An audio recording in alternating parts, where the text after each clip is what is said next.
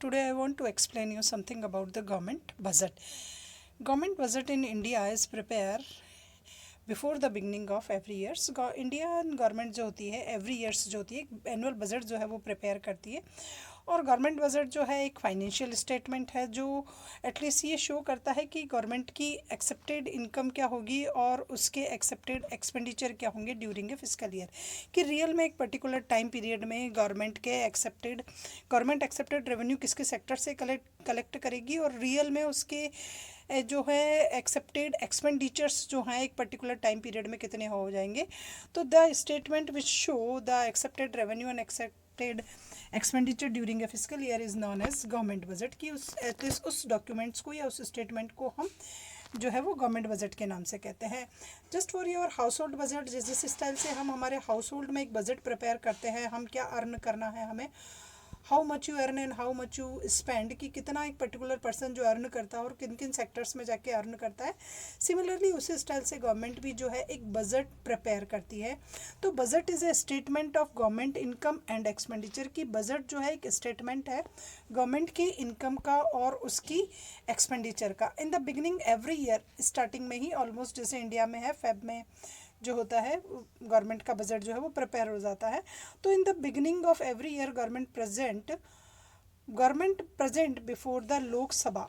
Government को जो budget होता है एटलीस्ट वो लोकसभा में जो है वो प्रेजेंट करना पड़ता है as an estimated receipt and expected expenditures. की रियल में एस्टिमेट इनकम जो है पर्टिकुलर ड्यूरिंग द ईयर्स जो है कितनी होगी और एक्सेप्टेड एक्सपेंडिचर जो है वो इनकमिंग फाइनेंशियल ईयर में एटलीस्ट किसके सेक्टर्स में होंगे.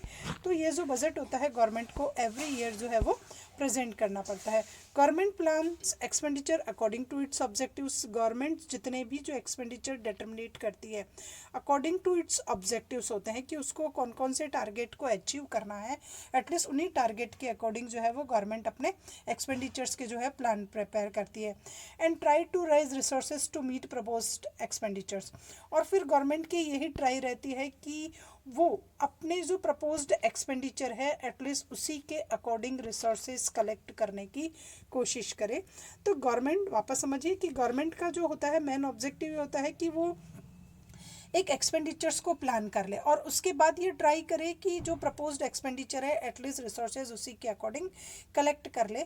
तो government earn money from broadly two taxes. Government जो मनी अर्न करती है तो गवर्नमेंट की मनी जो होती है एक तो टैक्सेबल और एक नॉन टैक्सेबल्स होती है. तो टैक्सेबल में तो डिफरेंट टाइप्स के टैक्स होते हैं, direct tax, indirect tax, weighted tax, value added tax, GST etcetera. तो डिफरेंट टाइप्स के डायरेक्ट एंड इनडायरेक्ट टैक्सेस होते हैं.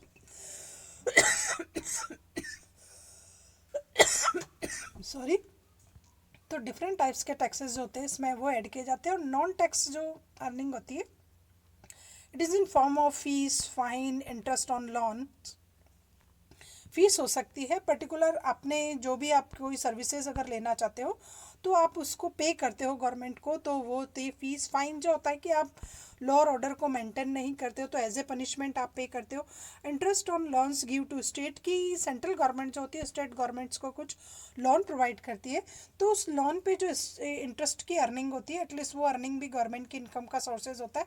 And dividend by public sector enterprises. और पब्लिक सेक्टर के जो भी एंटरप्राइजेज है उनसे जो डिविडेंड मिलता है. These are the main sources of government incomes. And government spend mainly. अब एक्सपेंडिचर की फील्ड जो है गवर्नमेंट की वो कौन कौन सी होती है. तो government spend only securing and providing goods and services to citizens. की गवर्नमेंट जो है सबसे ऑलमोस्ट जो एक्सपेंडिचर होता है गुड्स और सर्विसेज प्रोवाइड करती है कंट्री की पॉपुलेशंस को. तो सबसे हाईएस्ट जो एक्सपेंडिचर होता है वो सेक्टर्स में होता है. फिर maintain to law and order. Law और ऑर्डर दोनों को मेंटेन करने के लिए गवर्नमेंट को जो है एडमिनिस्ट्रेटिव के लिए बहुत सा जो है एक्सपेंडिचर करना पड़ता है. उसके बाद इंटरनल सिक्योरिटी. गवर्नमेंट की इनसाइड द कंट्री जो है सिक्योरिटी को स्ट्रॉन्ग करने के आर्मी, नेवी और ये जो फोर्स होती है एयरफोर्स उस पर जो करना पड़ता है. डिफेंस को स्ट्रॉन्ग करने के लिए कि आउटसाइड द बॉर्डर जो है वो भी हमारा स्ट्रॉन्ग रहे उसके लिए एक्सपेंडिचर करने पड़ते हैं. गवर्नमेंट जितने भी डिपार्टमेंट होते हैं उस स्टाफ की सैलरीज होते हैं. तो these are the main sectors of expenditure of government budget. In India there are a constitutional requirement to present budget before parliament. तो गवर्नमेंट में जो बजट प्रिपेयर करने की जो हमारी कॉन्स्टिट्यूशनल रिक्वायरमेंट होती है, एटलीस्ट हमें बजट उसी के अकॉर्डिंग प्रिपेयर करना पड़ता है। फर्स्ट ऑफ ऑल जब बजट प्रिपेयर हो जाता है तो it is present in parliament for the both side in financial years, कि सबसे पहले पार्लियामेंट में बजट को जो है वो प्रिपेयर कर जो है प्रेजेंट करना पड़ता है। फाइनेंशियल स्टार्टिंग इन अप्रैल, जो 1 अप्रैल होता है एटलीस्ट उसको प्रेजेंट करना पड़ता है। और बजट जो होता है वो मोस्ट इम्पॉर्टेंट इंफॉर्मेशन है, डॉक्यूमेंट है ये गवर्नमेंट का, क्योंकि गवर्नमेंट इसमें अपने कौन कौन से प्लान्स को इम्प्लीमेंट करना चाह रही है, कौन कौन से प्रोग्राम्स को जो है गवर्नमेंट लॉन्च करेगी, उन सब की बेसिक जो इन्फॉर्मेशंस होती है एटलीस्ट वो इस गवर्नमेंट बजट में प्रोवाइड होती है। Then what are the main element of the budget? तो सबसे first it is the statement, एक स्टेटमेंट है। एस्टिमेटेड गवर्नमेंट रिसिप्ट और एक्सपेंडिचर्स का जो है उसमें एक स्टेटमेंट होता है। तो budget is a statement of estimated income and expenditure of government. Second इसकी होती है कि this statement is particularly related from a fixed time period. जो भी एस्टिमेशन होगा it is related from a particular time period, almost एक 1 year जो होता है वो इसका जो है वो एस्टिमेटेड टाइम पीरियड होता है। Expenditure and sources of finance are planned according to objectives. अब गवर्नमेंट जो भी एक्सपेंडिचर या जो भी सोर्सेज ऑफ फाइनेंस, इन सब की प्लानिंग गवर्नमेंट को प्रिपेयर करनी पड़ती है कि कहाँ कहाँ से जो है वो फाइनेंशियल रिसोर्सेज कलेक्ट किए जाएंगे। तो ये जो टोटल प्लान होता है वो गवर्नमेंट के ऑब्जेक्टिव के अकॉर्डिंग होता है, टारगेट के अकॉर्डिंग जो है वही होता है। ये इसकी नेक्स्ट कैरेक्टरिस्टिक्स है। And it approve to be by parliament और असेंबली और some other authority before implement. जब बजट को इम्प्लीमेंट किया जाता है इससे बोथ साइड ऑफ पार्लियामेंट जो होते हैं एटलीस्ट उनकी इस पर जो है वो परमिशंस जो होती है, रिक्वायरमेंट जो होती है वो पास आउट होना कंपलसरी होता है। तो पार्लियामेंट का जो house,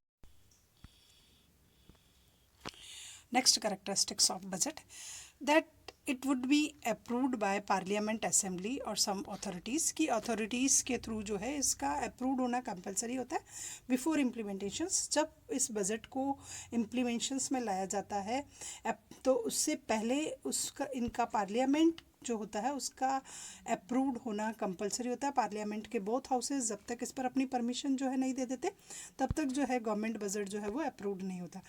then what are the main objective? वो बजट्स की रियल में बजट के क्या मेन ऑब्जेक्टिव्स होते हैं?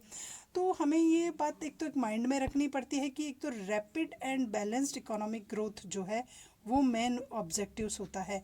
किसी भी गवर्नमेंट के थ्रू, जो किसी भी कंट्री की गवर्नमेंट के थ्रू जो बजट प्रिपेयर किया जाता है एटलीस्ट उस बजट का जो मेन मोटिव्स होता है वो होता है कि उस इकोनॉमिक का एटलीस्ट रैपिड डेवलपमेंट हो, उसके बाद बैलेंस्ड ग्रोथ हो। बैलेंस्ड ग्रोथ मीन्स होता है कि ऑल सेक्टर्स में जो है वो ग्रोथ रेट जो है वो इक्वल रहे, इक्वलिटी हो, no recession, no poor section, किसी स्टाइल की कोई इकोनॉमिक डिस्पैरिटीज़ जो है कंट्री में वो अवेलेबल नहीं है। एंड सोशल जस्टिस हो, रिच और पुअर सेक्शन में according to caste, gender, birth और किसी स्टाइल का कोई डिस्क्रिमिनेशन जो है वो कंट्री में वो अवेलेबल नहीं रहे। तो these are the main general objective of our policies and plans. जितनी भी गवर्नमेंट जो पॉलिसीज़ प्रिपेयर करती है या प्लान्स प्रिपेयर करती है तो एटलीस्ट उनके जो मेन ऑब्जेक्टिव्स होते हैं वो यही ऑब्जेक्टिव होते हैं। और दीज ऑब्जेक्टिव्स आर, जो बजट के भी ऑब्जेक्टिव होते हैं वो बिल्कुल सेम होते हैं। तो रियल में हमारे जो गवर्नमेंट के थ्रू जो बेस्ट बजट प्रिपेयर किया जाता है देन जो है मेन जो ऑब्जेक्टिव्स होते हैं उसमें सबसे फर्स्ट ऑब्जेक्टिव है इकोनॉमिक ग्रोथ, की कंट्री की जो ग्रोथ रेट है एटलीस्ट वो रैपिड रेट से इंक्रीज हो, हमारी जो जीडीपी है वो इम्प्रूव होए। बैलेंस्ड इकोनॉमिक ग्रोथ हो, बैलेंस्ड इकोनॉमिक ग्रोथ में हो कि इंडिया के जितने भी सेक्टर्स हैं, जितने भी स्टेट हैं हमारी कंट्री के, उन स्टेट का जो रीजनल डेवलपमेंट है वो इक्वल हो, बैलेंस्ड ग्रोथ हो। हर sector, private sector, public sector, government sector, semi sectors, इन सभी सेक्टर्स में जो डेवलपमेंट इक्वल हो। एग्रीकल्चर सेक्टर, टर्शरी सेक्टर्स और सर्विस सेक्टर्स जो है इन तीनों सेक्टर में डेवलपमेंट हो। तो बैलेंस्ड इकोनॉमिक ग्रोथ का मतलब ये होता है कि इक्वलाइजेशन, जहाँ कहीं भी सेक्टर है एटलीस्ट उन सभी सेक्टर का इक्वल जो है वो ग्रोथ हो, एटलीस्ट वो इसका मेन ऑब्जेक्टिव्स होता है। As improving the living standard of people, और हमारी इकोनॉमिक, हमारी कंट्री की जो पॉपुलेशन है एटलीस्ट उनका लिविंग स्टैंडर्ड जो है उसको इम्प्रूव करना, ये इसका मेन ऑब्जेक्टिव्स होता है। Economic growth implies substantial increase in real GDP, और हमारी इकोनॉमिक की जीडीपी इंक्रीज हो। तो इकोनॉमिक ग्रोथ के लिए फर्स्ट होगा रैपिड ग्रोथ रेट हाई होना, बैलेंस्ड इकोनॉमिक ग्रोथ होना, लिविंग स्टैंडर्ड का मेंटेन होना और जीडीपी इंक्रीज होना, ये सब जो इसके मेन टारगेट्स होते हैं। और गुड्स और सर्विसेज का वॉल्यूम जो है वो कंट्री में वो इंक्रीज हो और पब्लिक वेलफेयर जो है वो इंक्रीज हो। तो मेन मोटिव्स है ग्रोथ रेट को हाई करना, ये इसका टारगेट है। सेकंड है reduction in poverty and unemployment. Country में इन दोनों की जो पुअर्टी और अनएम्प्लॉयमेंट की सिचुएशन है ये बहुत ज़्यादा क्रिटिकल है। एटलीस्ट 28% जो पॉपुलेशन है बिलो पुअर्टी लाइन, और एम्प्लॉयमेंट भी एटलीस्ट 35 to 30% जो पॉपुलेशन है वो अनएम्प्लॉयमेंट को शो करती है। तो हमारे बजट का मेन टारगेट्स ये होता है कि इन दोनों में रिडक्शंस आ जाए और ये दोनों जो है वो डिक्रीज हो, ये हो। तो इसके लिए गवर्नमेंट बजट में ये क्रिएटिंग द एम्प्लॉयमेंट अपॉर्चुनिटीज़, कुछ एम्प्लॉयमेंट अपॉर्चुनिटीज़ को क्रिएट करती है, कुछ सोशल बेनिफिट्स जो है पुअर सेक्शंस को वो लॉन्च करती है, सोशल वेलफेयर जो है वो इनका हाई करने की कोशिश करती है। तो इसके थ्रू गवर्नमेंट जो है वो पुअर्टी को रिड्यूस करती है कि एम्प्लॉयमेंट अपॉर्चुनिटी जनरेट हो डिफरेंट टाइप्स के सेक्टर्स में। कुछ प्लांट जो है गवर्नमेंट वो बनाती है, कुछ प्रोजेक्ट करती है, कुछ प्लानिंग होती है, तो वहाँ लोगों को एम्प्लॉयमेंट मिलता है और एम्प्लॉयमेंट से अर्निंग जनरेट होती है, अर्निंग से पुअर्टी जो है वो रिड्यूस हो जाती है। और गवर्नमेंट जो है कुछ जो बहुत ही बीपीएल्स कैटेगरी के लोग हैं, स्लम्स एरिया के लोग हैं, उनको कुछ बेसिक नीड्स की जो कमोडिटीज़ होती है एटलीस्ट वो सप्लाई करती है। फूड है, क्लॉथिंग है, हाउसिंग है, ये फैसिलिटी जो है उनको देती है। हेल्थ केयर फैसिलिटी और एजुकेशन फैसिलिटी भी गवर्नमेंट जो है वो फ्री में प्रोवाइड कराती है। फॉर एग्जांपल बहुत से स्टेट हैं जहाँ पर ये दोनों फैसिलिटी जो है वो फ्री होती है। आप किसी भी गवर्नमेंट हॉस्पिटल में अपना जो है अपनी हेल्थ का चेकअप जो है और जो छोटी छोटी बीमारी होती है एटलीस्ट उसका ट्रीटमेंट हम फ्री करा सकते हैं। और गवर्नमेंट स्कूल्स में आपको एजुकेशन फैसिलिटी फ्री दी जाती है। तो ये गवर्नमेंट का टारगेट होता है पुअर्टी को रिड्यूस करना और अनएम्प्लॉयमेंट की सिचुएशन को रिड्यूस करना। नेक्स्ट जो ऑब्जेक्टिव आता है वो आता है रिडक्शन इन इनइक्वलिटी और रीडिस्ट्रीब्यूशन ऑफ इनकम, कि हमारी कंट्री में जो है वो इनइक्वलिटी है, रिचर सेक्शन है, पुअर सेक्शन है, डिफरेंट टाइप्स की स्टेट वाइज अनइक्वलिटी है, जेंडर वाइज अनइक्वलिटी है। तो बजट का टारगेट होता है इनइक्वलिटी को रिड्यूस करना। और जो भी गवर्नमेंट की इनकम होती है एटलीस्ट टैक्स के थ्रू, फीस, फाइन, जो तरीके होते हैं आपके नॉन टैक्स इनकम और टैक्स इनकम, तो उनके थ्रू जो भी इनकम जनरेट होती है उसका वापस री अलोकेशंस करना, उसको रीडिस्ट्रीब्यूट करना, ताकि उसमें भी रिचर और पुअर सेक्शंस के बीच में इकोनॉमिक डिस्पैरिटीज जो नहीं हो। तो रिड्यूस इन इक्विलिटी, हमारी इकोनॉमी में जो इनइक्विलिटी अवेलेबल है, इकोनॉमिक डिस्पैरिटीज अवेलेबल है, रिचर और पुअर सेक्शन अवेलेबल है इनकम के अकॉर्डिंग, वेल्थ के अकॉर्डिंग। तो government can influence distributions of income through living taxes. तो गवर्नमेंट क्या करती है, लिविंग टैक्सेस, गवर्नमेंट इस इनइक्वलिटी को रिड्यूस करने के लिए और उससे क्या करती है कि रिचर सेक्शन पे टैक्स इम्पोज करती है और पुअर सेक्शन को सब्सिडीज़ का अलोकेशन दिया जाता है। तो रिचर सेक्शन को टैक्स जो है वो इम्पोज करने की वजह से उनकी इनकम का ट्रांसफ़र गवर्नमेंट को हो जाता है और उस इनकम को गवर्नमेंट जो है वो पुअर सेक्शन को एज ए सब्सिडी अलॉट कर देती है।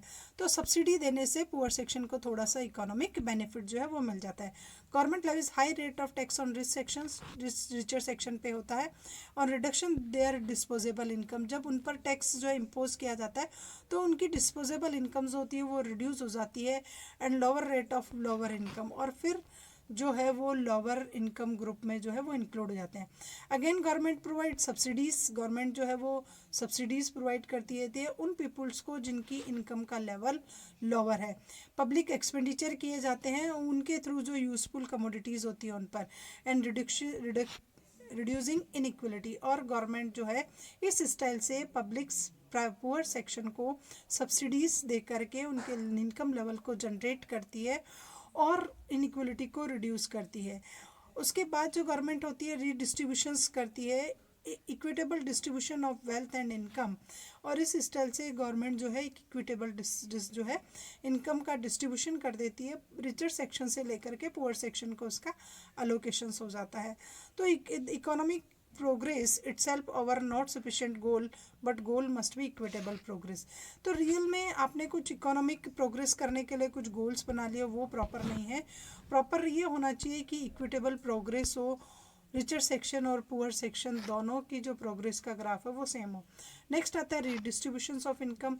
तो रीडिस्ट्रीब्यूशंस ऑफ इनकम में क्या होता है कि इक्वलिटीज़ इन इनकम में लाने के लिए गवर्नमेंट जो इनकम होती है उसका अलोकेशन इस स्टाइल से करता है कि उसमें पुअर सेक्शन को जो है वो ज़्यादा कंट्रीब्यूशंस मिलता है और रिचर सेक्शन का जो होता है, रिचर सेक्शन को जो बेनिफिट होते हैं वो लोअर होते हैं और पुअर सेक्शन के बेनिफिट्स जो होते हैं वो ज़्यादा होते हैं। तो इस स्टाइल से रिचर सेक्शन की इनकम को रिड्यूस कर करके इनइक्वलिटी को भी रिड्यूस किया जाता है। रिचर सेक्शन की इनकम को गवर्नमेंट रिड्यूस कर देती है टैक्स और डिफरेंट टाइप्स के वो लगा करके, और पुअर सेक्शन की इनकम को जनरेट कर करके इनइक्वलिटी को रिड्यूस कर देती है। There is no concentration of income among few richers. तो कुछ लोगों के पास जो है वो कंसंट्रेशन नहीं हो, वेल्थ का नहीं हो, ये हमारी गवर्नमेंट की जो है वो प्राइमरी रिक्वायरमेंट होती है। और पुअर सेक्शन जो है सोसाइटी का वो भी एक डेप्राइव लाइफ जो है वो नहीं करे, उनकी लाइफ में भी इम्प्रूवमेंट आए। तो इस स्टाइल से गवर्नमेंट कुछ फिजिकल इंस्ट्रूमेंट जो है उनको अडॉप्ट करती है। टैक्सेशंस रिचर पे लगाए जाते हैं, सब्सिडीज पुअर को दी जाती है, पब्लिक एक्सपेंडिचर जो होते हैं वो पुअर के लिए किए जाते हैं ताकि इनमें जो है इनकम का लेवल जो है वो इक्वल हो जाए। उसके बाद है reallocation of resources. Reallocation of resources की गवर्नमेंट जो होती है वापस जो रिसोर्सेज गवर्नमेंट ने जनरेट किए थे गवर्नमेंट उनको री अलोकेट करती है। किसके लिए? सोशल और इकोनॉमिक ऑब्जेक्टिव्स के लिए। कि गवर्नमेंट का एक अचीवमेंट होता है कि सोशल वेलफेयर इंक्रीज हो और इकोनॉमिक स्टेबिलिटी रहे या इकोनॉमिक इक्वलिटी रहे। तो ये टू टाइप्स के जो टारगेट्स होते हैं गवर्नमेंट को उसको अचीव करने के लिए गवर्नमेंट रिसोर्सेज को री अलोकेट कर देती है। तो गवर्नमेंट जो होती है provide more resources into the socially productive sectors. जो सोसाइटी में प्रोडक्टिव सेक्टर्स होते हैं एटलीस्ट गवर्नमेंट उन सेक्टर्स को रिसोर्सेज का अलोकेशन हाई करती है। Where private sectors initiatives is not forthcoming, और प्राइवेट सेक्टर्स को जो है वो उसमें इतना ज़्यादा वेटेज नहीं दिया जाता है। पब्लिक सैनिटेशन है, रूरल इलेक्ट्रिफिकेशन है, एजुकेशन है, हेल्थ है। तो ये moreover government allocate more fund on the productions और सोशली यूज़फुल गुड्स। तो गवर्नमेंट जो होती है जो सोशली यूज़फुल हो, गवर्नमेंट सेक्टर्स के हो, एटलीस्ट उन सेक्टर्स पर गवर्नमेंट टोटल रिसोर्सेज को जो है अलोकेट कर देती है। उनमें जो आता है वो पब्लिक सैनिटेशंस आता है, पब्लिक सैनिटेशंस, रूरल इलेक्ट्रिफिकेशन कि रूरल एरिया में इलेक्ट्रिसिटी की जो है फैसिलिटी वो ज़्यादा हो, एजुकेशन इम्प्रूवमेंट हो, हेल्थ इम्प्रूव हो पब्लिक की। तो ये इनमें गवर्नमेंट जो है वो मैक्सिमम फंड को अलोकेट कर देती है। सोशली यूज़फुल जैसे खादी के लिए जो है गवर्नमेंट के प्रोविज़न जो है वो बहुत हाई होते हैं, सेक्टर्स को ज़्यादा किया जाता है। तो इस स्टाइल से इन सेक्टर्स को अलोकेट कर करके गवर्नमेंट जो है इकोनॉमिक ग्रोथ जो है हर सेक्टर्स की इंक्रीज़ करना चाहती है। और गवर्नमेंट उन टैक्स को अंडर टैक्स कर लेती है उन प्रोडक्शन सेक्टर्स को डायरेक्टली जो गवर्नमेंट को रिक्वायरमेंट के होते हैं, गवर्नमेंट को लग रहे हैं कि ये बेनिफिशियल है या यूज़फुल है। उसके बाद आता है नेक्स्ट ऑब्जेक्टिव आता है प्राइस स्टेबिलिटी का, कि इन्फ्लेशन की रेट बहुत हाई हो रही है, प्राइस में फ्लक्चुएशन आ रहा है। प्राइस में फ्लक्चुएशन लाने के लिए जो डिससेटिस्फेक्शन लेवल है पब्लिक का वो बहुत ज़्यादा हाई हो रहा है। तो government can bring economic stability. Government के मेन टारगेट होते हैं कि इकोनॉमिक स्टेबिलिटी रहे, फ्लक्चुएशंस पे जो है वो कंट्रोल रहे, जनरल प्राइस लेवल जो है वो भी जो है एक स्टेबल पॉइंट्स पे रहे। तो इसके लिए गवर्नमेंट जो है टैक्सेस, सब्सिडीज़ और एक्सपेंडिचर इन 3 इंस्ट्रूमेंट का यूटिलाइजेशन करती है। कि अगर इन्फ्लेशन की सिचुएशन है तो टैक्स हाई हो जाते हैं, और अगर डिफ्लेशन की सिचुएशन है तो सब्सिडीज़ और एक्सपेंडिचर जो है गवर्नमेंट वो हाई कर देती है। तो गवर्नमेंट जो होता है देयर इज़ ए इन्फ्लेशन की सिचुएशन हो, प्राइस कंटिन्यूस हाई हो रहे हो इन्फ्लेशन में, तो गवर्नमेंट अपने एक्सपेंडिचर को रिड्यूस कर देती है। गवर्नमेंट क्या करेगी? अगर इन्फ्लेशन की सिचुएशन है, प्राइजेस कंटिन्यूस हाई हो रहे हैं, तो गवर्नमेंट एक्सपेंडिचर को रिड्यूस कर देगी whenever there is a depressions. और अगर डिप्रेशन की सिचुएशन है, क्राइसिस चल रहे हैं, तो गवर्नमेंट जो है वो टैक्स को रिड्यूस कर देगी। तो टैक्स को रिड्यूस करने से पब्लिक की डिस्पोजेबल इनकम जो है वो हाई हो जाएगी और सब्सिडीज़ देगी। तो इस स्टाइल से गवर्नमेंट जो है प्राइस स्टेबिलिटी के लिए गवर्नमेंट जो एफर्ट्स लगाती है, उन एफर्ट्स में स्टेबिलिटी लाना गवर्नमेंट का टारगेट है, फ्लक्चुएशन को कंट्रोल करना टारगेट है। इसके लिए गवर्नमेंट टैक्स जो है वो इन्फ्लेशन के टाइम में जो है टैक्स जो है इम्पोज कर देती है।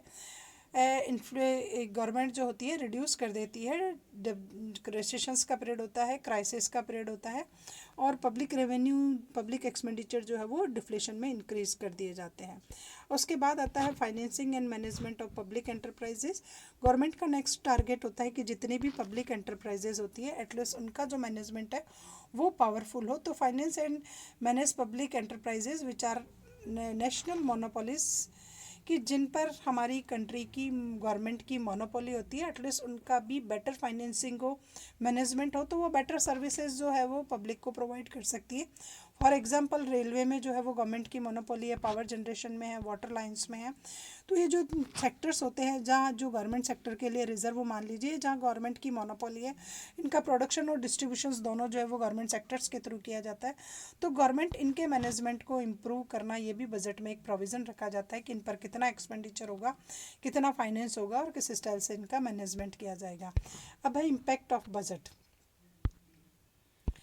Then budget impact society at 3 levels जो है, सबसे पहला बजट का जो इम्पैक्ट होगा वो होगा कि promote aggregate fiscal discipline through the control by expenditure. Government जो है एक्सपेंडिचर को कंट्रोल कर करके कुछ फिस्कल जो इंस्ट्रूमेंट होते हैं उनका यूटिलाइजेशन करती है, और जो रेवेन्यू कलेक्ट करते हैं उसका बेटर यूटिलाइजेशन करते हैं। Resources of country are allocated on the basis of social priority.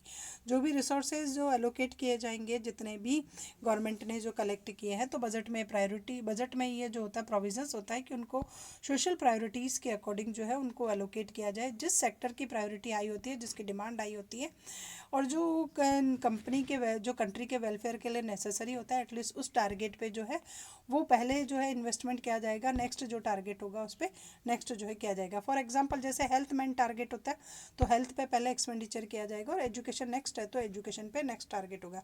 In contain effective and efficient programmes. इसमें जो बजट्स में होता है कुछ इफ़ेक्टिव और एफिशिएंट प्रोग्राम्स जो होते हैं एटलीस्ट उनको लॉन्च किया जाता है, जिससे कि गुड्स एंड सर्विसेज जो है उनके गोल्स को हम अचीव कर सकें, उनके प्रोडक्शंस को हम इंक्रीज कर सकें। Types of budget, there are different types of budget prepare in country. जो एनुअल स्टेटमेंट होता है उसकी जो बजट की जो कंडीशंस होती है वो हमारी एस्टिमेटेड रिसिप्ट और एक्सेप्टेड जो हमारे एस्टिमेटेड जो एक्सपेंडिचर होते हैं एटलीस्ट उसी के अकॉर्डिंग जो है वो बजट का टाइप जो है वो डिफाइन किया जाता है कि इट में बी पॉसिबल बैलेंस हो, इट में बी पॉसिबल सरप्लस का हो, इट में बी पॉसिबल कि वो डेफिशिएंसी का, डेफिसिट का जो बजट हो। It is depending upon the estimated receipt and estimated expenditures की रियल में कब इनकम हाई होगी और कब जो है हमारा एक्सपेंडिचर हाई होंगे, एटलीस्ट उसी के अकॉर्डिंग बजट जो है उसके टाइप्स का डिटर्मिनेट होगा। फर्स्ट ऑफ ऑल है बैलेंस बजट जो होता है। बैलेंस बजट में एस्टिमेटेड जो होते हैं public revenue is equal to estimated public expenditure. Balance budget जो होगा गवर्नमेंट का, उसमें जो गवर्नमेंट की एस्टिमेटेड रिसिप्ट होगी it is equal to government estimated expenditure. कि गवर्नमेंट की जितनी अर्निंग होगी, गवर्नमेंट ने जितनी रेवेन्यू जो है वो कलेक्ट की है, एटलीस्ट गवर्नमेंट उसी स्टाइल से जो है वो एक्सपेंडिचर करेगी। टैक्स से जितना आया, जितनी डिफरेंट टाइप से है टैक्स और नॉन टैक्सेबल इनकम से गवर्नमेंट ने जो भी कलेक्ट किया है, एटलीस्ट टोटल पब्लिक एक्सपेंडिचर जो होंगे गवर्नमेंट के वो उस इनकम सोर्सेज के इक्वली होंगे। Then it is said to be that there is a balance budget in society. Then estimated government receipt is equal to estimated government expenditure. तो the merits of इस style का अगर budget government अगर prepare कर रही है, then what are the merit of this budget. तो इस बजट की होती है कि एटलीस्ट एक फाइनेंशियल स्टेबिलिटी रहती है, कंट्री में किसी स्टाइल का कोई फ्लक्चुएशन नहीं आता है, क्राइसिस और बूम की सिचुएशन है जो वो कंट्री में नहीं होती, क्योंकि जितना गवर्नमेंट ने कलेक्ट किया गवर्नमेंट उतना ही खर्च करती है। And it avoid wasteful expenditure, और किसी स्टाइल के कोई भी वेस्टफुल एक्सपेंडिचर जो है वो हमारी इकोनॉमी में नहीं होते। गवर्नमेंट ने जो टारगेट पहले से डिटर्मिनेट कर रखे थे एटलीस्ट उसी के अकॉर्डिंग एक्सपेंडिचर किया जाता है। तो this is the two main merits of this. अब है कि what are the demerits of this, कि इस स्टाइल के बैलेंस बजट को प्रिपेयर करने के पीछे क्या होगा कि सबसे पहले हमारी इकोनॉमिक ग्रोथ रेट होगी एटलीस्ट वो कंट्री में हाई नहीं हो पाएगी, क्योंकि जब तक हम पब्लिक एक्सपेंडिचर को इंक्रीज नहीं करेंगे तब तक इकोनॉमिक ग्रोथ रेट के टारगेट को अचीव करना इम्पॉसिबल हो जाएगा। उसके बाद होता है undertaking of welfare activities are restricted, और वेलफेयर एक्टिविटीज़ भी जो है गवर्नमेंट की वो इतनी हाई नहीं हो पाएगी, क्योंकि जब तक गवर्नमेंट एक्सपेंडिचर हाई नहीं करेगी तब तक कोई बड़ा प्लांट, बड़ा प्रोजेक्ट या वेलफेयर की कोई स्कीम जो है वो गवर्नमेंट लॉन्च नहीं कर पाएगी। तो this is the demerits of the balance budget. According to Adam Smith Adam Smith के जो ओपिनियन थे कि expenditure should never exceed through the public revenue, कि उसने एक बैलेंस बजट को जो है उसकी एडवोकेट की कि हमारी इकोनॉमिक में एटलीस्ट बैलेंस्ड बजट ही होना चाहिए। गवर्नमेंट की एक्सपेंडिचर किसी भी कंडीशन में जो है उसके गवर्नमेंट के जो एक्सेप्टेड एक्सपेंडिचर्स होते हैं वो उसकी एस्टिमेटेड इनकम से कभी भी हाई नहीं होने चाहिए। गवर्नमेंट को एक बैलेंस बजट ही प्रिपेयर करना चाहिए। बट कीन्स और जो मॉडर्न इकोनॉमिस्ट हैं वो इससे एग्री नहीं है, they are do not agree with them. उन्होंने कहा कि बैलेंस्ड का अगर बजट हुआ हमारी कंट्री में और टोटल अगर इसके इक्वल हुआ तो इससे क्या होगा कि मेंटेन नहीं हो पाएगा फुल एम्प्लॉयमेंट जो है, एटलीस्ट हम उसको मेंटेन नहीं कर पाएंगे। अगर ये अमाउंट जो है वो बेटर नहीं हुई तो कंट्री में अनएम्प्लॉयमेंट की सिचुएशन हाई हो जाएगी। तो उन्होंने कहा कि therefore the government should increase its expenditure, government को इस एक्सपेंडिचर को अपने को हाई करना चाहिए। और जो गैप जो क्रिएट हो गया है एक्सपेंडिचर और उसके बीच में फुल एम्प्लॉयमेंट के बीच में, एटलीस्ट उस गैप को गवर्नमेंट को क्लियर करना चाहिए। और गैप को क्लियर कर करके फुल एम्प्लॉयमेंट की सिचुएशन को गवर्नमेंट को जो है वो टारगेट करना चाहिए। नेक्स्ट आता है अनबैलेंस्ड बजट। तो अनबैलेंस्ड बजट में there is a unbalanced between the public revenue and public expenditure. It may be possible कि पब्लिक रेवेन्यू हाई हो, इट मे बी पॉसिबल कि पब्लिक एक्सपेंडिचर जो है हमारे वो हाई हो, then it is said to be unbalanced budget, कि वो बजट जो है वो हमारा अनबैलेंस्ड ही कहलाएगा। तो सबसे फर्स्ट कंडीशन आती है कि it is possible that the budget will be surplus budget, की सरप्लस का बजट ये होगा कि गवर्नमेंट की जो रेवेन्यू थी, गवर्नमेंट की revenue is greater in comparison than expenditure. Government ने इनकम ज़्यादा जनरेट की है और एक्सपेंडिचर कम की है। गवर्नमेंट ने टैक्स ज़्यादा इम्पोज किए हैं और नॉन टैक्स इनकम भी हाई है। बट गवर्नमेंट के थ्रू किसी भी स्टाइल का कोई ज़्यादा वेलफेयर प्लान जो है वो लॉन्च नहीं हो पाया है, या कोई वेलफेयर की स्कीम जो है लॉन्च नहीं हो पाई, या किसी स्टाइल की कोई बड़ी इंडस्ट्री को गवर्नमेंट ने लॉन्च नहीं किया है। तो सरप्लस का बजट ये होगा जब गवर्नमेंट की रेवेन्यू उसके एक्सपेंडिचर से हाई होगी। तो सरप्लस का बजट ये शो कर रहा है कि government taking away from money, government ने मनी तो मार्केट से बहुत ज़्यादा लिए है इकोनॉमिक सिस्टम से। तो उससे क्या हो गया कि जब गवर्नमेंट ने मनी कलेक्ट कर ली इन फॉर्म ऑफ टैक्स और non tax, then the aggregate demand tends to fall. तो जब लोगों की डिस्पोजेबल इनकम लोअर हो जाएगी तो एग्रीगेट जो डिमांड है एटलीस्ट उसमें फॉल आएगा। और एग्रीगेट डिमांड में फॉल आने की वजह से क्या होगा कि प्राइस लेवल जो है कंट्री का वो लोअर हो जाएगा। सबसे फर्स्ट देखिए कि गवर्नमेंट ने इसमें सरप्लस के बजट में क्या हुआ, गवर्नमेंट ने मनी एब्जॉर्व ज़्यादा कर ली टैक्स और नॉन टैक्स फॉर्म में इकोनॉमिक सिस्टम से। तो इकोनॉमिक सिस्टम से जो मनी की सप्लाई है वो लोअर हो गई। देन डाउनफॉल हुआ एग्रीगेट डिमांड में, एग्रीगेट डिमांड में डाउनफॉल होते ही प्राइस जो है वो रिड्यूस हो गया। और प्राइस अगर रिड्यूस हो जाता है तो उसमें क्या होता है कि एक्सेस जो होता है which arises due to excess demand. तो सरप्लस के बजट में क्या होगा कि सरप्लस के बजट की सिचुएशन में एक रेसेशन का टाइम पीरियड आ जाएगा, डिफ्लेशन की सिचुएशन आ जाएगी। इसमें क्या होगा, एक डिफ्लेशन की सिचुएशन आ जाएगी। और इस स्टाइल से गवर्नमेंट को सरप्लस के बजट को जो है वो थोड़ा सा अवॉइड करना चाहिए। सरप्लस का बजट किसी भी कंट्री की या किसी भी इकोनॉमिक की बेटर कंडीशन के लिए जो है वो नहीं है। अगर हम सरप्लस का बजट बनाएंगे तो वेलफेयर स्कीम्स लॉन्च नहीं हो पाएगी। अब नेक्स्ट आता है डेफिशिएट बजट। तो डेफिशिएट बजट में क्या होता है, एक्सपेंडिचर हाई होते हैं इन कंपैरिजन देन रेवेन्यू, की गवर्नमेंट ने जितनी इनकम कलेक्ट की है इकोनॉमिक से एटलीस्ट उसके कंपैरिजन में गवर्नमेंट के एक्सपेंडिचर जो है वो बहुत ज़्यादा हाई है और इनकम बहुत लोअर है। तो this budget is popular in each and every country, maximum countries में जो है वो यही किया जाता है। और कीन्स ने भी इसको, इस बजट का जो डेफिशिएट बजट है एटलीस्ट उसको जो है उसकी एडवोकेट की है। According to Keynes the deficit budget is useful to solve the unemployment and under employment की सिचुएशन। कि कीन्स के अकॉर्डिंग हमारी कंट्री में जो अनएम्प्लॉयमेंट की सिचुएशन एटलीस्ट उसको इससे रिड्यूस किया जाता है, क्योंकि गवर्नमेंट जब मैक्सिमम एक्सपेंडिचर करेगी तो न्यू इंडस्ट्री का सेटअप होगा, न्यू इकोनॉमिक एक्टिविटी स्टार्ट होगी, न्यू प्लान्स होगा, न्यू प्रोजेक्ट होगा, कंस्ट्रक्शन साइट्स होगी। तो इस स्टाइल से क्या होगा कि हमारे जो ह्यूमन रिसोर्सेज हैं उनका बेटर यूटिलाइजेशन किया जाएगा और अनएम्प्लॉयमेंट की सिचुएशन होगी वो रिड्यूस हो जाएगी। तो government cover the gap through the borrowing, government इस गैप को किस स्टाइल से कवर करती है, बोरोइंग लेकर के करती है। कि गवर्नमेंट ने क्या किया, पब्लिक से जो है वो उधार ले लिया अगर एक्सपेंडिचर ज़्यादा है, या फिर गवर्नमेंट ने क्या किया कि विड्रॉल कर लिया अपने रिजर्व को जो भी लोगों को दिए थे। तो इससे क्या होगा, इस सिचुएशन से क्या होगा, अब गवर्नमेंट इस गैप को कवर करने के लिए या तो बोरोइंग लेती है या अपने रिजर्व को विड्रॉल कर लेती है। तो इससे क्या होगा, गवर्नमेंट की जो लाइबिलिटीज़ है वो इंक्रीज़ हो जाएगी और इकोनॉमी जो है वो अंडर एम्प्लॉयमेंट या in equilibrium, under employment equilibrium हो जाएगा और डिमांड में वापस एक डेफिशिएंसी जो है वो क्रिएट हो जाएगी। तो इस स्टाइल से ये deficit budget is a good remedy to combat recessions के पीरियड को सॉल्व करने के लिए गवर्नमेंट के लिए ये बजट जो है वो यूज़फुल रहेगा।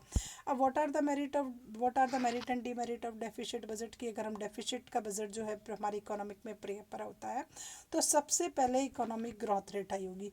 इकोनॉमिक ग्रोथ रेट हाई क्यों होगी, क्योंकि डिफरेंट टाइप्स की पब्लिक एक्टिविटीज़ जो है पब्लिक एक्सपेंडिचर के थ्रू हाई हो जाएगी। और उसके बाद होगा कि जो वेलफेयर के प्रोग्राम्स है वो भी बहुत ज़्यादा होंगे और डिफ्लेशन की सिचुएशंस को जो है वो कंट्रोल किया जाएगा और प्राइस में जो डाउनफॉल होगा एटलीस्ट उसको भी कंट्रोल किया जाएगा।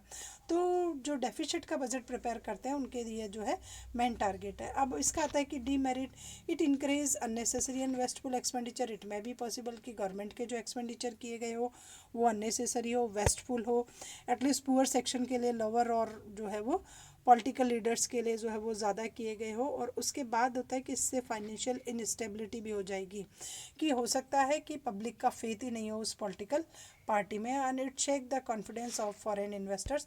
और फॉरेन इन्वेस्टर्स जो हो सकते हैं कि इस सिचुएशन में हमारी इकोनॉमी में जो है वो इन्वेस्टमेंट नहीं करें।